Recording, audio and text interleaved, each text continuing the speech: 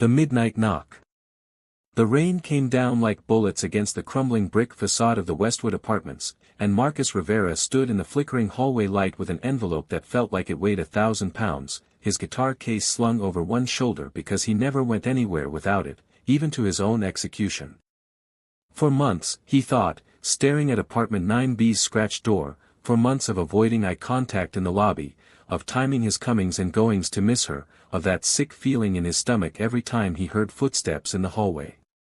The money inside the envelope was a patchwork of desperation, 200 borrowed from his best friend Jackson with promises he wasn't sure he could keep, 300 from pawning his grandfather's watch, the rest scraped together from street corner performances where people threw coins more out of pity than appreciation of his music, and it still wasn't enough to cover what he owed, but maybe it would buy him time, maybe it would buy him mercy. Lightning split the sky outside the window at the end of the hall, and the lights went out completely, plunging everything into darkness before the emergency system kicked in with that sickly green glow that made everyone look like they were drowning. Marcus took a breath that rattled in his chest and raised his hand to knock, his knuckles hovering inches from the wood, while thunder rolled through the building's bones like a living thing. He'd only seen his landlord 3 times in the year he'd been living here, once when he signed the lease and she'd seemed almost eager to have him despite his terrible credit, once when the heating broke in January and she'd fixed it herself with tools that looked too advanced for plumbing, and once in the building's tiny gym where she'd been running on the treadmill at a speed that seemed impossible, her dark hair pulled back, her movements too fluid to be entirely human though he'd convinced himself he'd imagined that part. Amara Soline, her name was, and something about the way she pronounced it always made him think of wind and stars and places far away from this dump of a building in the bad part of town. She was beautiful in a way that made you look twice and then feel guilty for looking, tall and graceful with features that seemed sculpted by someone who understood geometry better than biology, and eyes that were too large and too dark and seemed to see straight through you. Now he stood outside her door with his pathetic envelope of partial payment and his soaked clothes dripping onto the stained carpet, and he couldn't remember any of the apologies he'd rehearsed. Before his hand could make contact with the door, it swung inward. Marcus's breath caught in his throat and died there, every thought in his head scattering like startled birds, because Amara stood in the doorway and she was purple, not shadowed or lit strangely by the emergency lights, but genuinely and completely purple, her skin a deep luminous violet that seemed to pulse with its own inner light like twilight made into flesh. She wore nothing, her body lean and curved with proportions that were almost but not quite human, limbs slightly longer than they should be, movements suggesting she'd grown up somewhere with different gravity. Her hair, which he remembered as black, now fell past her shoulders in waves of pure silver that moved like it was underwater, and her eyes were no longer dark but glowing amber gold without any visible pupil, wide with what looked like terror and desperate hope warring for dominance. They stared at each other while the rain hammered against the windows and thunder shook the walls and the emergency lights flickered, casting everything in that horrible green glow that made her purple skin look even more alien, even more impossible. "You're late," she whispered, and her voice cracked like breaking glass, like a person who'd been holding their breath underwater for too long finally surfacing. Marcus opened his mouth but nothing came out, his brain trying and failing to process what he was seeing, trying to find an explanation that made sense in a world where landlords were human and purple skin only existed in movies. Then, instead of slamming the door, instead of vanishing or screaming or transforming back into something familiar, Amara reached out with a hand that glowed faintly at the fingertips, grabbed his wet shirt in her fist, and pulled him inside with strength that seemed impossible for her slender frame. The door closed behind them with a soft click that sounded like fate sealing shut, and Marcus Rivera dropped the envelope of rent money on the hardwood floor, forgotten before it even landed, because nothing in his life had prepared him for this moment, for this revelation, for the desperate way she was looking at him like he was the one who held the power to destroy her world. Confessions in Starlight. The apartment was nothing like Marcus expected, where his own studio was a chaos of scattered sheet music and tangled cables and empty takeout containers. Amara's space felt like stepping into a dream of the ocean floor, translucent curtains hung everywhere moving in a breeze he couldn't feel, strange crystalline structures sat on every surface glowing with their own soft light, and the air tasted like salt and ozone and something sweet he couldn't name. Amara released his shirt and stepped back, wrapping her arms around herself, the violet glow of her skin dimming slightly as if shame could literally darken her. "I'm sorry," she said quietly, her voice barely audible over the rain battering the windows. "The storm disrupts the molecular field that keeps my disguise active. I didn't know you were coming, I didn't know anyone would see." Marcus's mouth was dry, his hands still clutching at empty air where the envelope had been. "What are you?" The question came out harsher than he intended, fear making him sharp. "Celestian," she said, and the word sounded like music, like wind chimes in a language he'd never heard. "From the hidden colonies in Europa's ice. We've been there for 3 centuries, living in the frozen oceans beneath the surface where your governments never thought to look." She turned away, her silver hair cascading down her bare back like liquid moonlight. She corrected herself, her voice breaking. "We had colonies there, past tense." Marcus watched as she moved to the window where rain streaked the glass like tears, lightning flashed, and for just a moment her reflection was perfectly human, dark-haired and olive-skinned and ordinary. Then the light faded and the purple returned, more vivid than before. "They came 6 years ago," Amara continued, her words coming faster now like she'd been holding them in for too long. "Corporate military fleets, humans but not like you, not like anyone with a conscience. They wanted the rare minerals in Europa's core, lithium and platinum and elements that don't exist naturally on Earth, and we were in the way." Her hands pressed against the glass leaving faint glowing prints that faded slowly. "I watched my family's habitat shatter, watched the ice swallow everyone I loved, my parents, my sister, her children, all of them gone in seconds when they breached the walls. I escaped in a maintenance shuttle with forged documents and a disguise generator that's been failing for 8 months now." Marcus found himself moving closer despite the strangeness, despite the impossibility. "Why here?" he asked. "Why this building?" She laughed, but the sound was broken, jagged at the edges. "Because it's falling apart. No security cameras, a landlord who doesn't ask questions because I paid her triple to disappear and let me manage the building myself, tenants who keep to themselves because they have their own secrets to hide. I've been alone for so long, hiding in plain sight, pretending to be human, that I'd almost forgotten what it felt like to be seen." She turned to face him, those impossible golden eyes glistening with tears that looked like liquid light. "And now you've seen everything, and you're going to run or call the authorities, and I'll have to disappear again, find another city, another name, another lie to live inside." "I'm not going to run," Marcus heard himself say, the words surprising him as much as they surprised her, but they were true, he realized, completely true. He stepped closer, his wet shoes squelching on the hardwood floor. "You want to know why I'm 4 months late on rent? My mother left when I was 8, just walked out one morning while I was at school and never came back. My father drank himself to death trying to understand why, trying to fill the hole she left, and I've spent my whole life trying to be good enough, talented enough, successful enough that people won't leave me too." His voice cracked and he didn't try to hide it, "But I'm failing at that. Every audition I bomb, every gig I lose because I'm too raw or too weird or not commercial enough, every friend who stops returning my calls when I can't afford to go out anymore, it just proves I was never worth staying for in the first place." Amara's expression softened, the violet of her skin warming to something closer to lavender around her face and throat. "I came here tonight to grovel and apologize for being worthless," Marcus continued, "to promise I'd do better even though we both know I probably won't, but you just told me you lost everything, your entire world, everyone you ever loved, and you're still here, still standing, still trying to survive." He met those impossible golden eyes directly. "Maybe we're both just trying to survive being abandoned by the people who were supposed to stay."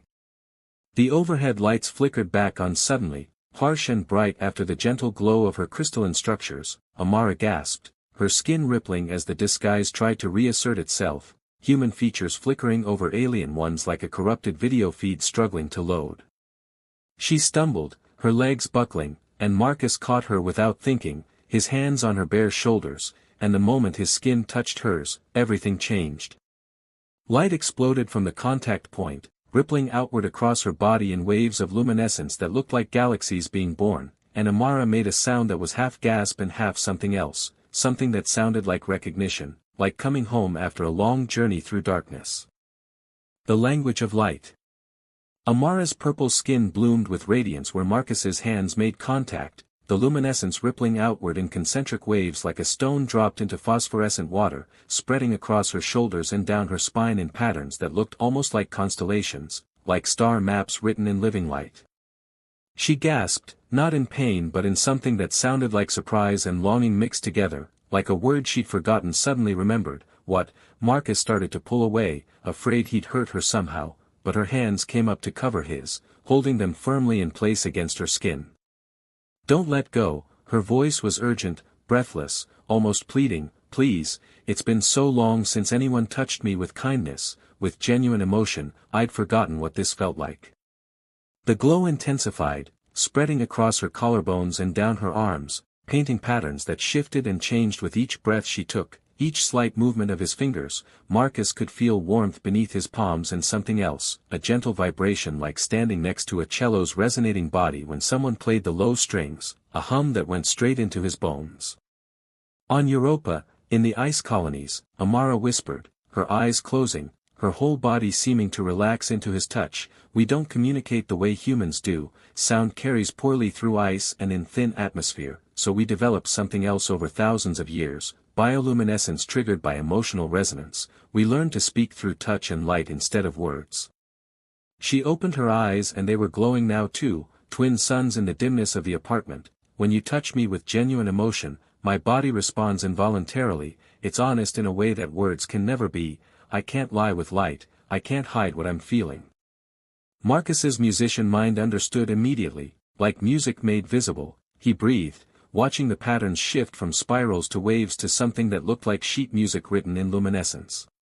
Yes, she smiled and the light brightened across her entire body, exactly like that, you understand. The overhead lights gave up entirely with a final flicker, plunging them back into darkness, but they didn't need artificial illumination anymore. Amara's skin provided its own radiance, soft and violet and beautiful, casting dancing shadows across the crystalline structures that lined her shelves and tables. She stepped back, suddenly self-conscious despite literally glowing, one arm crossing over her chest. I should find clothes, this is inappropriate, you're my tenant and I'm standing here naked. Anne. It's beautiful, Marcus interrupted, the words coming out more intense than he intended but he meant them completely. You're beautiful, not despite what you are but because of it. I've never seen anything like this.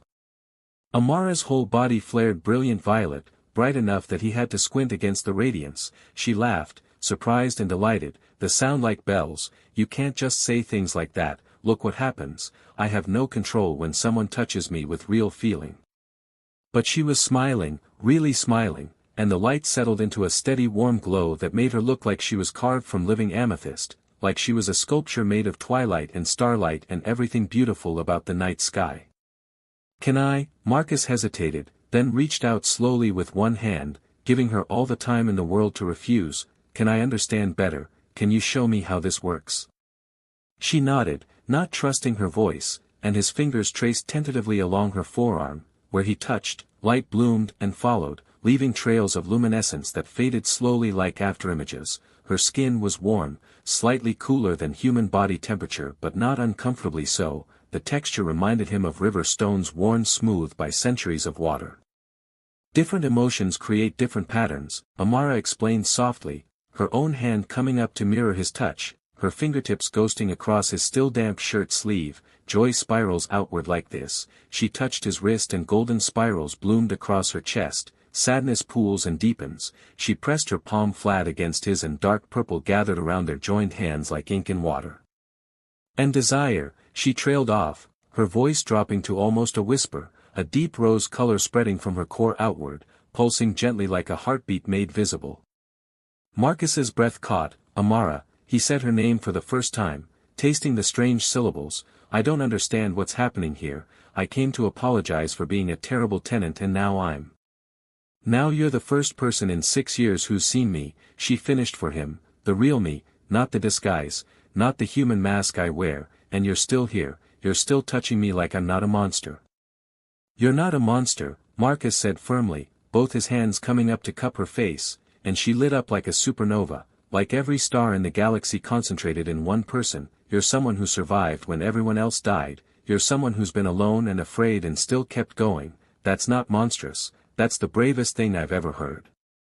Amara made a sound that might have been a sob or a laugh, her hands covering his where they held her face. On my world, when two people touch like this, with this much emotion, it's considered a proposal of intimacy, of trust, it's not something done casually. Nothing about this feels casual, Marcus admitted, his thumb tracing the line of her cheekbone, watching purple and gold and rose colors swirl together across her skin like a painting in motion. I know this is crazy, I know I barely know you, but I feel like I'm seeing something true for the first time in my life. She pulled his hands down but didn't release them, holding them between her own. Marcus, you need to understand something, I'm not just hiding from loneliness, I'm hiding from immigration enforcement, from corporate security forces who want to dissect me and study how my biology works, from people who would sell me to the highest bidder. My disguise generator has maybe days left before it fails completely. Her glow dimmed slightly, fear overtaking the other emotions. When that happens, I'll have to run, disappear, and anyone close to me will be in danger too. I can't ask you to. You're not asking, Marcus said, squeezing her hands gently, watching light pulse between their interlaced fingers. I'm offering. I don't have much but I have connections. I know people who move in circles where questions don't get asked, musicians and artists and people who live in the margins. Maybe we can figure something out. Amara looked at him with those impossible golden eyes, tears streaming down her face leaving glowing trails. Why would you do this for me? You don't even know me. Because 4 months ago I was ready to give up, Marcus said honestly. I was one more failed audition away from throwing my guitar in the river and going back to my hometown to admit I was never good enough, but something stopped me, and tonight I know what it was. I was supposed to be here, supposed to see you, supposed to understand that beauty exists in the strangest places. He pulled her closer, and maybe we can save each other. She kissed him then, her lips cool and soft, and where their mouths met, light exploded between them like a star going nova, filling the entire apartment with radiance, and Marcus understood for the first time what it meant to speak in a language that had no words, only truth, only feeling, only this. Dangerous dawn. The first light of morning crept through Amara's windows, pale and gray after the storm, and Marcus woke on her couch wrapped in blankets that felt like silk but shimmered with faint luminescence. She sat by the window fully dressed now in human clothes, her skin flickering between purple and olive as the disguise generator struggled and failed and struggled again. It's dying faster, she said without turning around. By tonight it won't work at all, I can feel it shorting out, the molecular bonds are breaking down. Marcus sat up, his shirt still damp from last night. Then we move faster. You said you have documents, things you need? Storage unit across town. Amara turned and even through the failing disguise her fear was visible. Immigration enforcement has been tracking unusual energy signatures. I saw the reports online, they're sweeping the district, if they scan this building.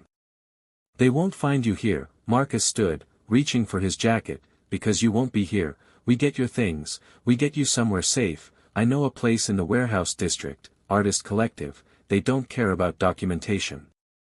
Amara's skin flashed purple with hope then darkened with doubt. Marcus, if they catch you helping me, you'll go to prison. Harboring an unregistered alien is a federal crime, 20 years minimum. Then they won't catch us, he said simply, taking her hand and watching light bloom across her knuckles. Do you trust me? She looked at their joined hands, at the way her bioluminescence responded to his touch even through her fear. I trust you, she whispered, I don't know why but I do. They made it to the storage facility before noon, Amara's disguise holding just barely, her skin flickering like a bad hologram every few minutes. Marcus kept his body between her and the security cameras, casual and unconcerned, just another musician helping a friend move some boxes. The unit was small, filled with crystalline containers and devices that hummed with energy Marcus couldn't begin to understand. My life in boxes, Amara said sadly, everything I managed to save. They were loading the last container into his beat-up car when Marcus saw them, 2 figures in dark suits crossing the parking lot with devices in their hands, scanners sweeping in wide arcs, too purposeful to be casual, too focused to be lost. Amara, get in the car, he said quietly, his hand finding hers. Now. Her disguise chose that moment to fail completely, purple skin flaring visible for 3 full seconds before flickering back, but it was enough. One of the agents shouted, pointing, and they started running. Marcus threw the last box in the trunk and slammed it shut. Drive, I'll distract them, there's a cafe 2 blocks west, wait for me there. I'm not leaving you. Amara's eyes blazed golden, her skin pulsing with fear and anger. You have to. Marcus pushed the keys into her hand. Trust me, please, I'll find you, I promise. She kissed him hard, light exploding between them bright enough to leave after images. Then she was in the car, engine roaring to life, tires screaming as she pulled away. Marcus turned to face the agents with his hands raised and his heart hammering, hoping he was making the right choice. The choice. The interrogation room was exactly like every cop show Marcus had ever seen, gray walls and a metal table and two agents who looked at him like he was something they'd scraped off their shoes, harboring an illegal extraterrestrial, the taller one said, sliding a photo across the table. Amara's purple skin captured in perfect detail, federal offense, mandatory minimum 20 years. That's my fiancée, Marcus said, the lie coming easier than he expected. We're getting married next month. There are protection laws for engaged couples, spousal immunity. She's not human, the shorter agent leaned forward, she doesn't qualify for those protections. Show me the law that says that. Marcus met his eyes. Show me where it specifies species, I'll wait. They couldn't. He'd gambled on that, on the fact that the laws were written before anyone knew aliens existed, before Europa's colonies were exposed. The legal gray area was narrow but it was there, and he pushed into it with everything he had. 6 hours later they released him with a warning and a tracking monitor on his ankle. He found Amara waiting in the cafe exactly where he'd told her, her disguise completely gone now, wearing a hooded coat that hid her purple skin, her golden eyes visible in the shadow of the hood. You came back, she breathed, standing, her whole body glowing faintly with relief. I promised, Marcus said, pulling her into his arms, not caring who saw, and I told them you're my fiancé, which buys us time but also means we have to make it look real, or we both go to prison. Amara pulled back, searching his face. You would do that, pretend to marry me to keep me safe? Who says it would be pretending? The word surprised him but felt right. Amara, I know this is insane, I know we barely know each other, but last night when you showed me how your people communicate, when you let me see the real you, I felt more connected to you than anyone I've ever known.